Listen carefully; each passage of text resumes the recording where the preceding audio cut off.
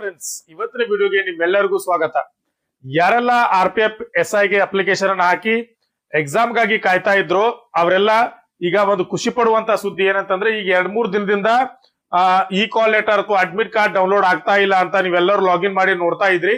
ಆದ್ರೆ ನಿನ್ನೆಯಿಂದ ಏನಾಗ್ತದೆ ಅಂದ್ರೆ, ಎಕ್ಸಾಮಿನ 4 ದಿನದ ಹಿಂದಿನ ಡೇಟ್ ಗಳು ಯಾರದಲ್ಲ ಅವರೆಲ್ಲವೂ ಏನಾಗ್ತಾ ಇದೆ ಅಂತಂದ್ರೆ ಅಡ್ಮಿಟ್ ಕಾರ್ಡ್ ಡೌನ್ಲೋಡ್ ಆಗ್ತಾ ಇದಾವೆ. ನೀವೆಲ್ಲರೂ ಚೆಕ್ ಮಾಡಿ ನೋಡ್ಕೊಳ್ಬಹುದು. ಈ ಲಿಂಕ್ RRB ವೆಬ್ಸೈಟ್ ಅಲ್ಲಿ ಇದೆ. ಇಲ್ಲಪ್ಪ ಅಂದ್ರೆ ಈಗಾಗಲೇ ನಿಮ್ಮ ಹತ್ರ ಇರ್ಬೋದು. ನಿಮ್ಮ ಹತ್ರ ಇಲ್ಲ ಅಂತಂದ್ರೆ ನನ್ನ ಕೆಳಗೆ ಡಿಸ್ಕ್ರಿಪ್ಷನ್ ಬಾಕ್ಸ್ ಅಲ್ಲಿ ಹಾಕಿರ್ತೀನಿ, ನೀವೆಲ್ಲರೂ ಚೆಕ್ ಮಾಡಿ ನೋಡ್ಕೊಳ್ಬಹುದು. ಇವತ್ತಿನ ವಿಡಿಯೋದಲ್ಲಿ ನಾವು ಏನ್ ನೋಡೋಣ ಅಂತಂದ್ರೆ, ತುಂಬಾ ಪ್ರಮುಖವಾದಂತ ವಿಷಯ. ಎಲ್ಲರಿಗೂ ಈ ಲಿಂಕ್ ಅಲ್ಲಿ ಹೋಗೋದು, ಡೌನ್ಲೋಡ್ ಮಾಡ್ಕೊಳ್ಳೋದು, ಎಕ್ಸಾಮ್ ಹೋಗೋದು ಇದೆಲ್ಲವೂ ಗೊತ್ತೇ ಇರ್ತದೆ. ಆದ್ರೆ ಇವತ್ತಿನ ವಿಡಿಯೋದಲ್ಲಿ ನಾವ್ ಏನ್ ಚರ್ಚೆ ಮಾಡೋಣ ಅಂತಂದ್ರೆ, ಯಾರೆಲ್ಲ ಮೊದಲನೇ ಬಾರಿಗೆ ಎಕ್ಸಾಮ್ ಅನ್ನ ಬರ್ಲಿಕ್ಕೆ ಹೋಗ್ತಾ ಇದೀರಲ್ಲ ಅವರು ಕೆಲವೊಂದು ಮುಂಜಾಗ್ರತಾ ಕ್ರಮಗಳನ್ನ ತೆಗೆದುಕೊಳ್ಬೇಕಾಗ್ತದೆ. ಯಾಕಂತಂದ್ರೆ ಎಕ್ಸಾಮ್ಗೆ ಹೋಗಕ್ಕಿಂತ ಮುಂಚೆ ಯಾವೆಲ್ಲ ಡಾಕ್ಯುಮೆಂಟ್ಸ್ ಅನ್ನ ತಗೊಂಡು ಹೋಗ್ಬೇಕು, ಮತ್ತೆ ಈ ಕಾಲ್ ಲೆಟರ್ ಇದೆಲ್ಲ ಅದನ್ನ ಯಾವ ರೀತಿ ಅಲ್ಲಿ ಹೋಗಿ ಯಾವ ರೀತಿ ಸಹಿ ಮಾಡ್ಬೇಕು, ಏನೆಲ್ಲ ಮಾಡ್ಬೇಕು, ಇದರ ಬಗ್ಗೆ ಒಂದು ಸಂಕ್ಷಿಪ್ತವಾದಂತ ಮಾಹಿತಿಯನ್ನ ಇವತ್ತಿನ ವಿಡಿಯೋದಲ್ಲಿ ನಾವು ನೋಡೋಣ. ಅದಕ್ಕಿಂತ ಮುಂಚೆ ನೀವು ನನ್ನ ವಿಡಿಯೋನ ಫಸ್ಟ್ ಟೈಮ್ ನೋಡ್ತಾ ಇದ್ರಿ, ನನ್ನ ಚಾನೆಲ್ ನ ಸಬ್ಸ್ಕ್ರೈಬ್ ಮಾಡ್ಕೊಳ್ಳಿ. ಅಲ್ಲೇ ಪಕ್ಕದಲ್ಲಿರೋ ಬೆಲ್ ಐಕಾನ್ ಪ್ರೆಸ್ ಮಾಡಿ. ಯಾರೆಲ್ಲ ನಿಮ್ ಫ್ರೆಂಡ್ಸ್ ನೋಡ್ತಿರ್ತಾರಲ್ಲ ಅವ್ರಿಗೆಲ್ಲ ಈ ವಿಡಿಯೋನ ಶೇರ್ ಮಾಡಿ ಅಂತ ಹೇಳ್ತಾ ಈ ವಿಡಿಯೋನ ಸ್ಟಾರ್ಟ್ ಮಾಡೋಣ ಸ್ನೇಹಿತರೆ. ಇಲ್ಲಿ ನೀವು ಯಾವ್ದಾದ್ರು ಲಿಂಕ್ ಮೇಲೆ ಅಥವಾ ನಿಮ್ಮ ಹತ್ರ ಯಾವ್ದಾದ್ರು ಲಿಂಕ್ ಇರ್ಬೋದು. ಲಿಂಕ್ ಇಲ್ಲ ಅಂತಂದ್ರೆ RRB ವೆಬ್ಸೈಟ್ ಇಲ್ಲದೆ ಹೋಗಿ ಚೆಕ್ ಮಾಡಿ. ಇಲ್ಲ ಅಂದ್ರೆ ಕೆಳಗೆ ಡಿಸ್ಕ್ರಿಪ್ಷನ್ ಬಾಕ್ಸ್ ಅಲ್ಲಿ ಇದೆ, ಅದನ್ನ ಚೆಕ್ ಮಾಡಿ.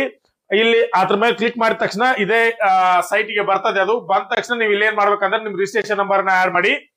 ಆಮೇಲೆ ಇಲ್ಲಿ ಕೆಳಗಡೆ ಏನ್ ಮಾಡಿದ್ರೆ ನಿಮ್ ಡೇಟ್ ಆಫ್ ಬರ್ತ್ ಅನ್ನ ಹಾಕಿ, ನಿಮ್ಮ ಮಂತ್ ಅನ್ನ ಹಾಕಿ, ಇಯರ್ ಅನ್ನ ಹಾಕಿ ಇಲ್ಲಿ ಕೆಳಗಡೆ ಬಂದ್ರೆ ಏನಾಗುತ್ತೆ, ಇಲ್ಲಿ ಕ್ಯಾಪ್ಚಾ ಬರುತ್ತೆ. ಕ್ಯಾಪ್ಚಾ ಮೇಲೆ ನೀವು ಕ್ಲಿಕ್ ಎಂಟರ್ ಮಾಡಿ ಲಾಗಿನ್ ಮೇಲೆ ಬಟನ್ ಕ್ಲಿಕ್ ಮಾಡಿದ ತಕ್ಷಣ ನಿಮ್ದು ಈ ಕಾಲ್ ಲೆಟರ್ ಬರುವಂತ ಒಂದು ವೆಬ್ಸೈಟ್ ಓಪನ್ ಆಗುತ್ತೆ. ನೀವು ಅಲ್ಲಿ ಹೋಗಿ ಈ ಕಾಲ್ ಲೆಟರ್ ಡೌನ್ಲೋಡ್ ಈ ಕಾಲ್ ಲೆಟರ್ ಅಂತ ಕ್ಲಿಕ್ ಮಾಡಿದ ತಕ್ಷಣ ನಿಮ್ ಹಾಲ್ ಟಿಕೆಟ್ ಡೌನ್ಲೋಡ್ ಆಗುತ್ತೆ ಸ್ನೇಹಿತರೆ. ನೀವು ಹಾಲ್ ಟಿಕೆಟ್ ಡೌನ್ಲೋಡ್ ಮಾಡಿದ ತಕ್ಷಣ ಈ ತರ ಓಪನ್ ಆಗುತ್ತೆ.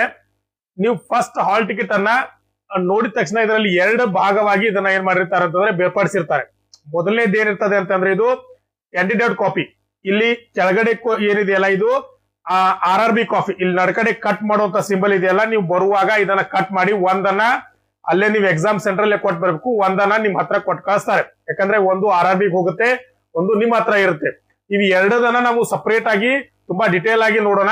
ಅದಕ್ಕಿಂತ ಮುಂಚೆ ನೀವು ನನ್ನ ವಿಡಿಯೋನ ಫಸ್ಟ್ ಟೈಮ್ ನೋಡ್ತಾ ಇದ್ರೆ ನನ್ನ ಚಾನೆಲ್ ನ ಸಬ್ಸ್ಕ್ರೈಬ್ ಮಾಡ್ಕೊಳ್ಳಿ.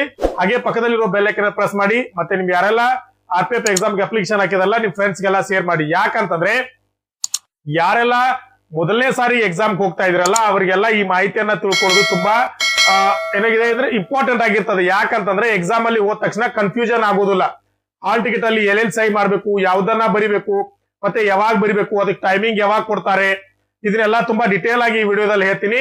ಅದಕ್ಕೆ ನೀವ್ ಯಾರೆಲ್ಲ ಈ ವಿಡಿಯೋನ ನೋಡ್ತಾ ಇದ್ರಲ್ಲ ಅವರೆಲ್ಲರೂ ಮೊದಲಿಗೆ ಏನ್ ಮಾಡ್ಬೇಕಂತಂದ್ರೆ ಸಬ್ಸ್ಕ್ರೈಬ್ ಮಾಡ್ಕೊಳ್ಳಿ. ಹಾಗೆ ನಿಮ್ ಫ್ರೆಂಡ್ಸ್ಗೆಲ್ಲ ಶೇರ್ ಮಾಡೋದನ್ನ ಮರ್ಲಿಕ್ಕೆ ಹೋಗ್ಬೇಡಿ.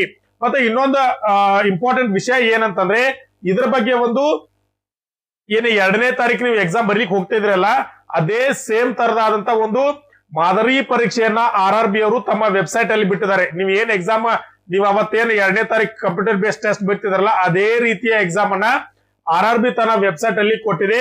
ಅದನ್ನ ಯಾವ ರೀತಿ ಬರಿಬೇಕು ಅದ್ರ ಬಗ್ಗೆ ಒಂದು ಸಂಪೂರ್ಣವಾದ ಮಾಹಿತಿ ನಿಮ್ಗೆ ಬೇಕಂತಂದ್ರೆ ನನ್ನ ಚಾನಲ್ ಅಲ್ಲಿ ಅದ್ರ ಬಗ್ಗೆ ಒಂದು ಡಿಟೇಲ್ ಆದಂತ ವಿಡಿಯೋನ ಮಾಡಿದೀನಿ.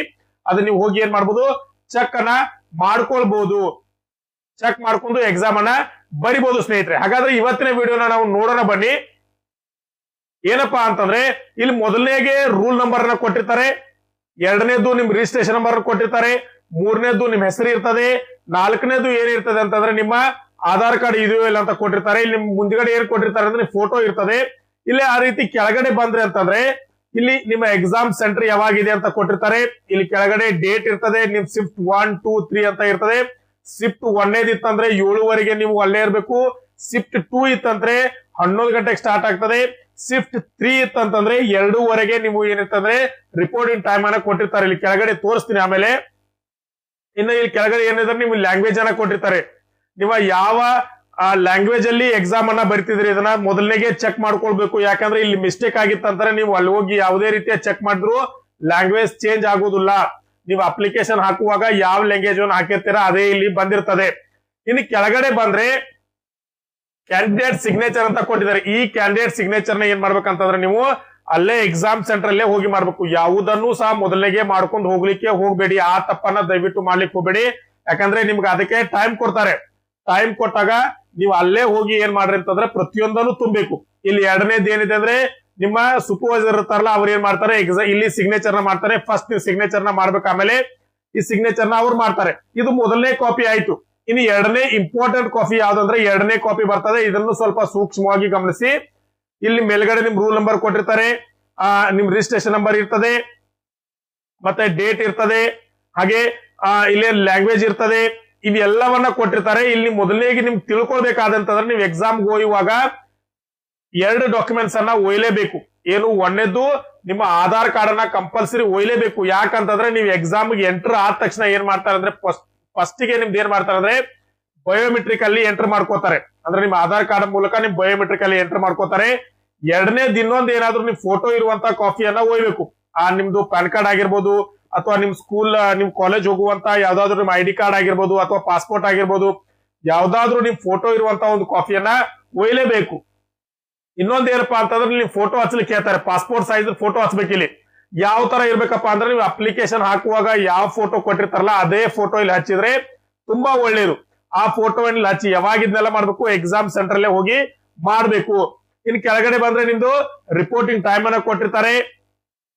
ನಿಮ್ಮ ಏನಿದೆ ಅಂದ್ರೆ ಇಲ್ಲಿ ಕೆಳಗಡೆ ನೋಡ್ಬೋದು, ನಿಮ್ಮ ಟೆಸ್ಟ್ ಸೆಂಟರ್ ಅನ್ನ ಕೊಟ್ಟಿರ್ತಾರೆ.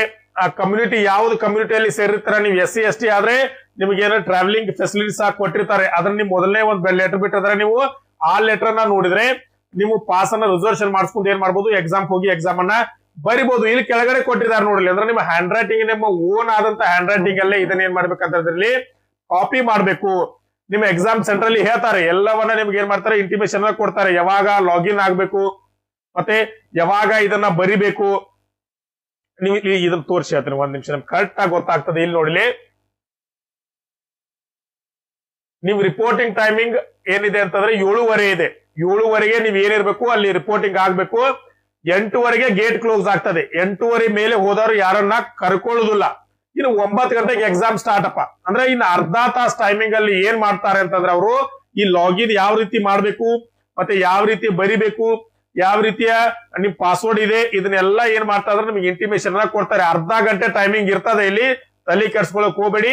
ನೀವು 9 ಗಂಟೆ ಎಕ್ಸಾಮ್ ಸ್ಟಾರ್ಟ್ ಆತಂತಂದ್ರೆ ಏನ್ ನಿಮ್ದ 90 ನಿಮಿಷದ ಎಕ್ಸಾಮ್ ಇದೆಯಲ್ಲ, ಅದು ನಿಮ್ ಸಂಪೂರ್ಣವಾದಂತ ನಿಮ್ ಎಕ್ಸಾಮ್ ಬರ್ಲಿಕ್ಕೆ ಅವರು ಕೊಡ್ತಾರೆ. ಅದಕ್ಕಿಂತ ಮುಂಚೆ ಅರ್ಧ ಗಂಟೆ ಟೈಮ್ ಇರ್ತದೆ. ನೀವೆಲ್ಲವನ್ನ ಸರಿಯಾಗಿ ಅಲ್ಲಿ ಮಾಡ್ಕೊಳ್ಬಹುದು. ಹೆದರ್ಬೇಕಾದಂತ ಅವಶ್ಯಕತೆ ಇರುವುದಿಲ್ಲ. ಇನ್ನು ಅದೇ ರೀತಿ ನಾವು ಕೆಳಗಡೆ ಇಲ್ಲಿ ಬಂತಂದ್ರೆ ಇಲ್ಲಿ ಏನಿದೆ ಅಂತಂದ್ರೆ ನಿಮ್ಲಿ ಇಲ್ಲಿ ಕ್ಯಾಂಡಿಡೇಟ್ ಲೆಫ್ಟ್ ತಂಬ್ ಅಂತ ಕೊಟ್ಟಿದ್ದಾರೆ. ನಿಮ್ಮ ಎಡಗಡೆ ಹೆಬ್ಬಟ್ಟನ್ನ ಇಲ್ಲಿ ಒತ್ತಬೇಕು. ಇಲ್ಲಿ ರೈಟ್ ತಂಬ್ ಅಂತ ಕೊಟ್ಟಿದ್ದಾರೆ, ಬಲಗಡೆ ಹೆಬ್ಬಟ್ಟನ್ನ ಇಲ್ಲಿ ಹಾಕ್ಬೇಕು.